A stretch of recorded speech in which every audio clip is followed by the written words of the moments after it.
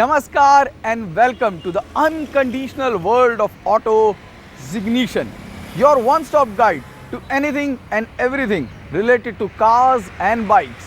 मैं हूं आपका होस्ट सैम। जिग्निशन का ऑफिस नोएडा में मौजूद है और इस वक्त नोएडा में मौसम है बेहद खुशनुमा। जी हाँ, मानसून दस्तक दे चुका है और इस खुशनुमा वेदर को और खुशनुमा बना रहे आप लोगों का प्यार। जी हाँ, आप लोगों के सुझाव, सजेशन और प्यार भरे संदेश जो पिछले कुछ हफ्तों में हमें मिले हैं वो बहुत ही मोटिवेटिंग है और इन सब के लिए आप सभी का बेहद शुक्रिया। तो इसीलिए हम हाजिर हैं एक और जिग्निशन के पावर पैक एपिसोड के साथ।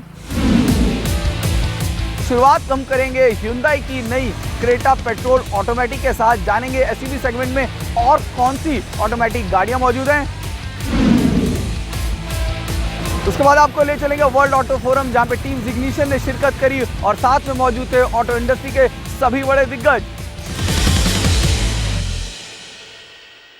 एसयूवी सेगमेंट, जी हाँ, ये वो सेगमेंट है जो भारतीय मार्केट में हमेशा एक्साइटमेंट बनाए रखता है और इस सेगमेंट में सबसे ज़्यादा एक्साइटमेंट क्रिएट करती है Hyundai की क्रेटा। इस हफ्ते भी खबरों में थी। जी हाँ, साइना नेहवाल जो कि एज शटलर हैं, उनको एनिवर्सरी एडिशन दिया गया था, लेकिन हम बात करेंगे कुछ और। जी हाँ, Hyundai क्रेटा ने अपनी इस पॉपुलर गाड़ी का ऑटोमेटिक वर्जन वो भी पेट्रोल में उतारा है। जिग्निशन के दर्शकों के लिए हमने इस गाड़ी का एक टेस्ट रिव्यू लिया और ये भी जान लेते हैं कि सेगमेंट में बाकी जो गाड़ियाँ मौजूद हैं उनके साथ इसकी टक्कर या फिर कंपैरिजन कैसा है।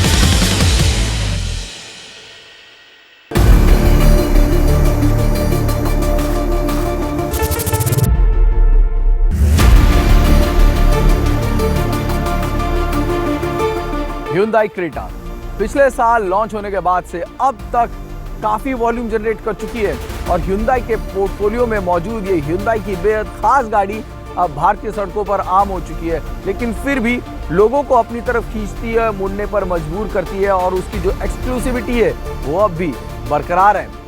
एक ऐसा सेगमेंट है जिस सेगमेंट में बड़े बड़े प्लेयर्स मौजूद हैं और सभी के पास अच्छी गाड़ियां मौजूद हैं, यानी कि कुछ ना कुछ नया करना बेहद ज़रूरी है और इसी कवायद में Hyundai ने अपनी इस क्रेटा के साथ कुछ नया किया है। जी हाँ, अब क्रेटा पेट्रोल ऑटोमेटिक में भी मौजूद है।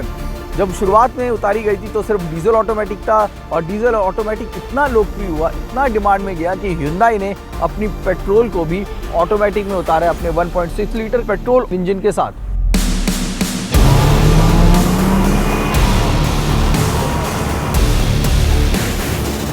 Hyundai क्रेटा में जैसे कि हम जानते हैं कि 3 इंजन ऑप्शन हैं जो कि दिए गए हैं। 1.6 लीटर का पेट्रोल, डीजल और साथ में 1.4 लीटर का डीजल इंजन है जो कि दिया गया है। डीजल इंजन के साथ 1.6 के पहले से एक ऑटोमेटिक वेरिएंट मौजूद है और काफ़ी अच्छे वॉल्यूम्स वो वेरिएंट जनरेट कर रहा है और शायद यही वजह है कि पेट्रोल में वेरिएंट को उतारा गया है। और सबसे पहली चीज़ जो आप नोटिस करेंगे इस गाड़ी में वो ये कि गाड़ी स्टार्ट करने के बाद आपको सोचना पड़ेगा कि इसका इंजन स्टार्ट हुआ है कि नहीं, क्योंकि it's really silent. The cabin is one of the most silent cabin in this whole segment. इसमें माइलेज आपको करीब 12 तक की माइलेज है जो कि गाड़ी दे देगी, वो भी अगर आप बेहद ध्यान से ड्राइव कर रहे हैं, वरना 8 से 12 के बीच में माइलेज है जो कि आपको सिटी ड्राइविंग में ये गाड़ी देती है। NVH लेवल मैंने कहा कि वो इस गाड़ी का सबसे ज़्यादा स्ट्रॉन्ग पॉइंट है। Cabin is too silent and that is something that you will enjoy. वो एक इसका सबसे बड़ा USP है इस गाड़ी का जो हमें लगा।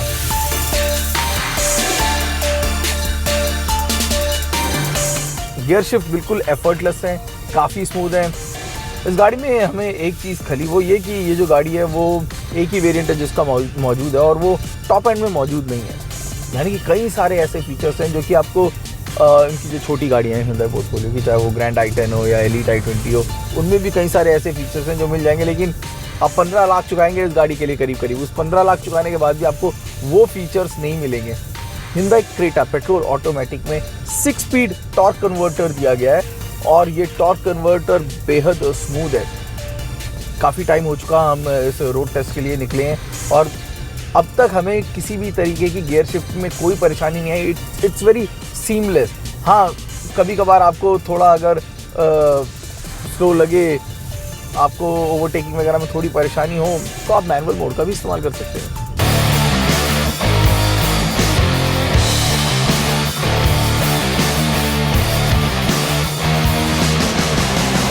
वैसे तो इस एसयूवी सेगमेंट में कई सारी गाड़ियां हैं और टक्कर है बराबर की, लेकिन पेट्रोल ऑटोमेटिक के मामले में Hyundai क्रेटा की सीधी टक्कर है रिसेंटली लॉन्च्ड Honda BRV से। Hyundai क्रेटा से अलग Honda BRV में दिया गया है 6 स्पीड CVT ट्रांसमिशन और कीमत के मामले में भी Honda BRV है बेहतर सौदा। Honda BRV की दिल्ली एक्स शोरूम कीमत है 12.25 लाख।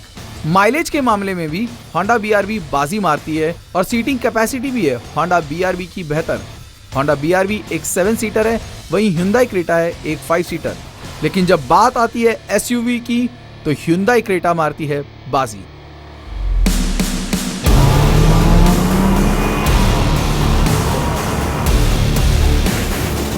इस SUV सेगमेंट में काफी सारे अच्छे प्रोडक्ट मौजूद हैं और सभी में ऑटोमेटिक का वेरिएंट भी आपको मिलेगा, लेकिन इस बात में कोई शक नहीं कि 1.6 लीटर के इस पेट्रोल ऑटोमेटिक ने हमें बेहद प्रभावित किया है।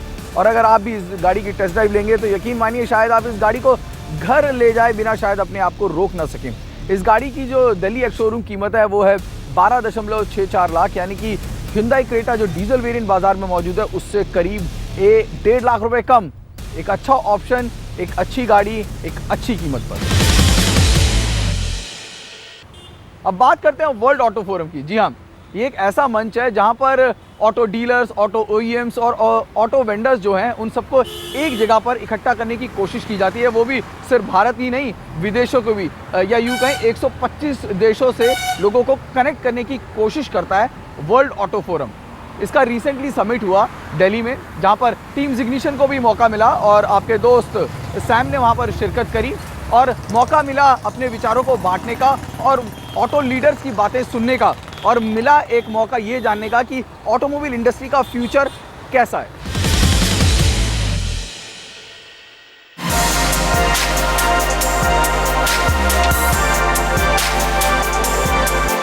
दिल्ली में वर्ल्ड ऑटो फोरम ने 2016 India vehicle marketing and sales summit का आयोजन किया। इस समिट का थीम था customer, brand, marketing, sales, network and digital age a balancing act. इस सेमिनार में देश भर से आए ऑटो दिग्गज और ऑटोमोबाइल एक्सपर्ट्स ने हिस्सा लिया।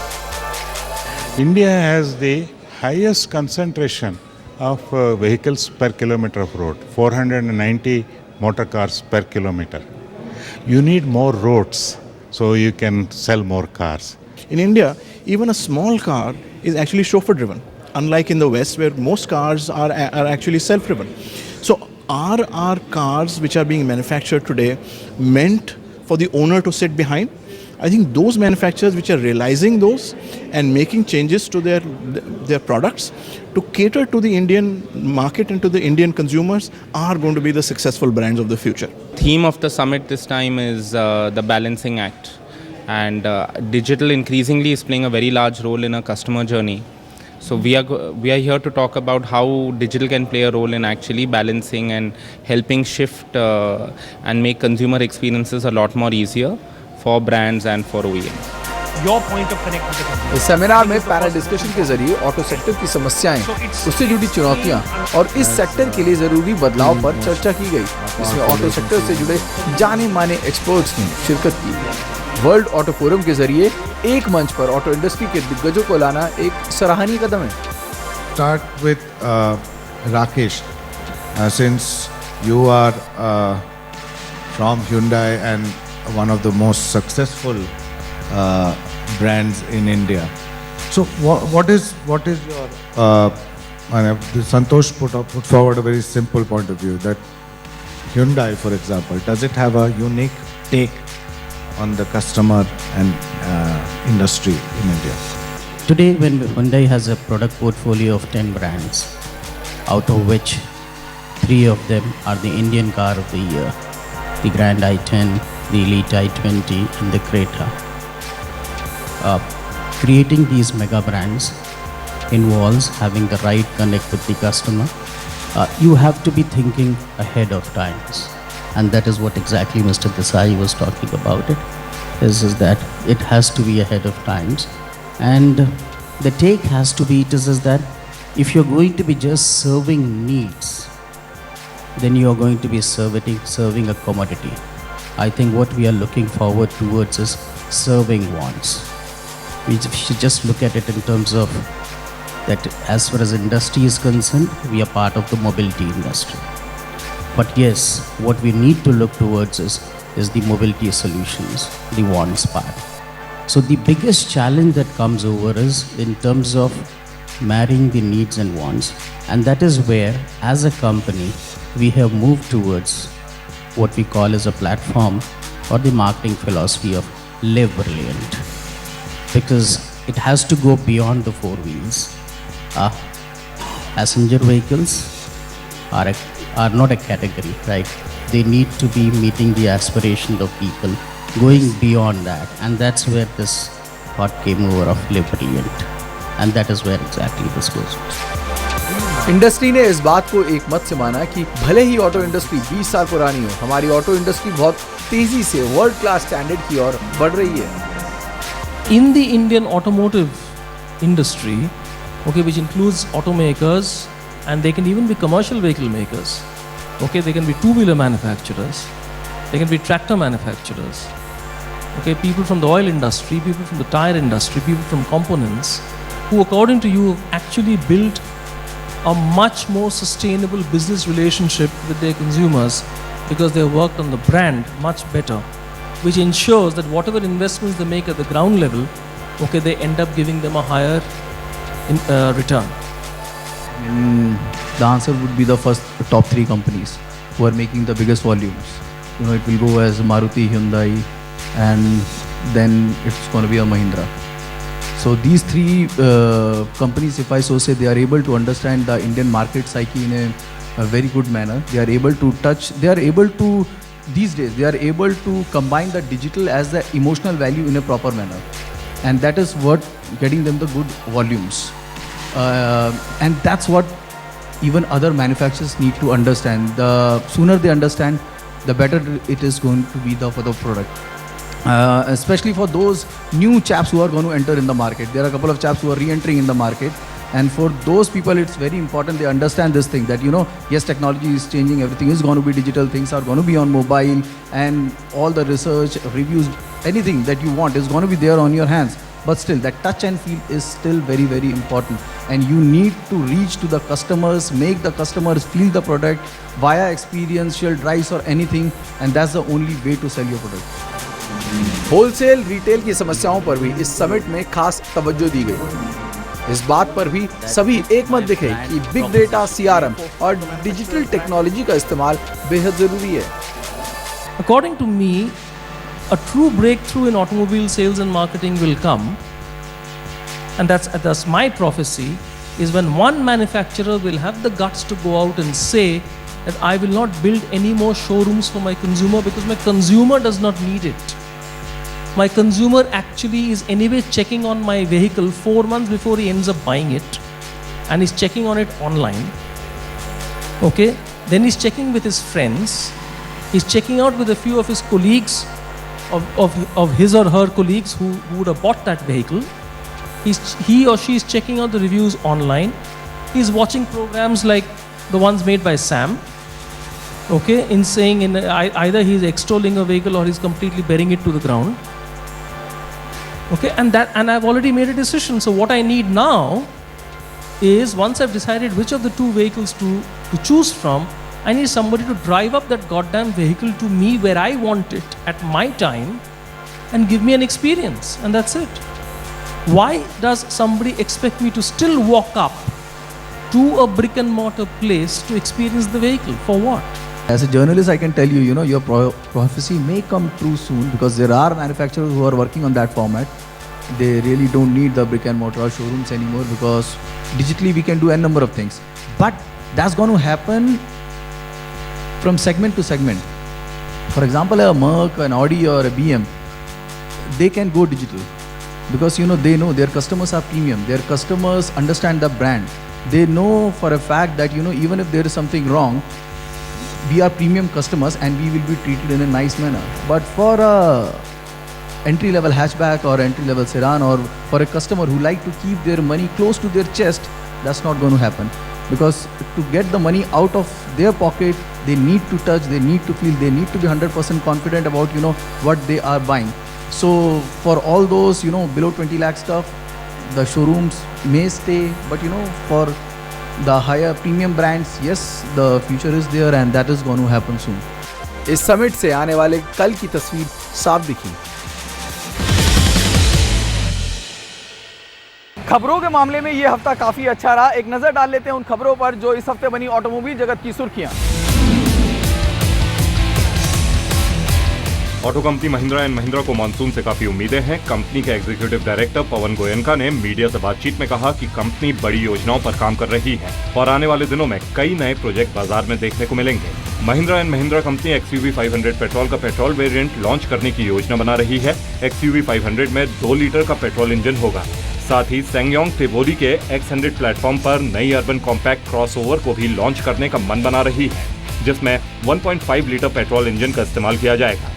साथ ही इटालियन कार डिजाइन कंपनी पिनिनफरीना के साथ महिंद्रा एंड महिंद्रा कंपनी नई गाड़ी बनाने पर विचार कर रही है।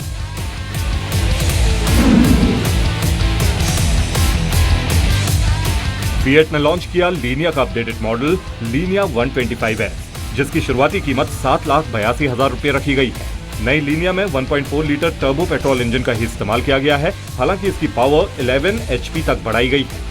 साथ ही इस कार में navigation, 5 inch touch screen, infotainment system, rear view camera, cruise control, 16 inch alloy wheels, rear disc brakes, dual stage airbag जैसे नए फीचर्स भी शामिल किए गए हैं।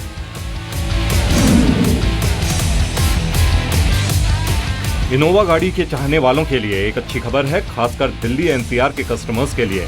नई टोयोटा इनोवा को जल्द ही पेट्रोल इंजन के साथ मार्केट में उतारा जाएगा। 1 लाख रुपए देकर आप इस गाड़ी को टोयोटा शोरूम पर बुक कर सकते हैं। इस नई इनोवा क्रिस्टा में 2.7 लीटर का इंजन का इस्तेमाल किया जा सकता है, जो 4 सिलेंडर्स के साथ 116 bhp की पावर और 245 Nm का टॉर्क जनरेट करता है।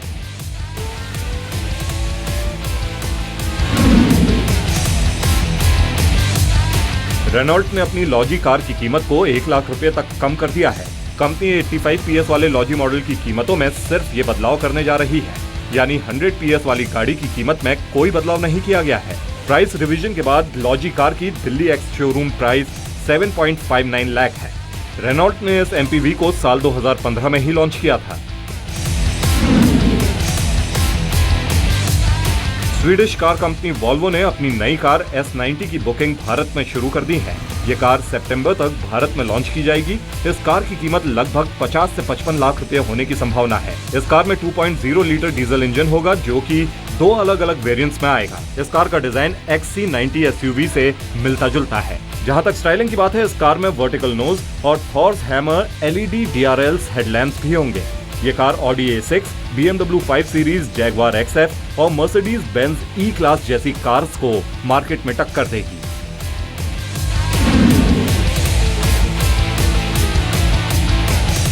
रोड सेफ्टी एक बहुत बड़ा मुद्दा है और हर साल आपने देखा होगा कितने लोग इन सड़क हादसों का शिकार होते हैं। लेकिन अगर आप और हम मिल जाएं तो बदलाव ला सकते हैं। जी हाँ, एक छोटा सा संदेश हर हफ्ते जिग्निशन के माध्यम से हम आप तक पहुंचाते हैं, वो ये कि सड़क नियमों का पालन करें, हेलमेट पहनकर बाइक चलाएं, बेल्ट पहनकर गाड़ी ड्राइव करें। लेकिन सिर्फ हम इसका पालन करें ये ज़रूरी नहीं है, ये भी ज़रूरी है कि आपके दोस्त, आपके रिश्तेदार भी इन नियमों का पालन करें। तो आज के लिए इस गुजारिश के साथ जिग्निशन में आपका होस्ट सैम आपसे इजाज़त लेता है। आपके सुझाव, आपके सजेशन, आपके सवालों का हमें इंतज़ार रहेगा और हमसे जुड़ने के तरीके जैसा कि आप जानते हैं बेहद आसान है। ट्विटर, फेसबुक के जरिए आप हमसे जुड़ते हैं या फिर आप हमें ईमेल भी कर सकते हैं। आज के लिए इतना ही, नमस्कार।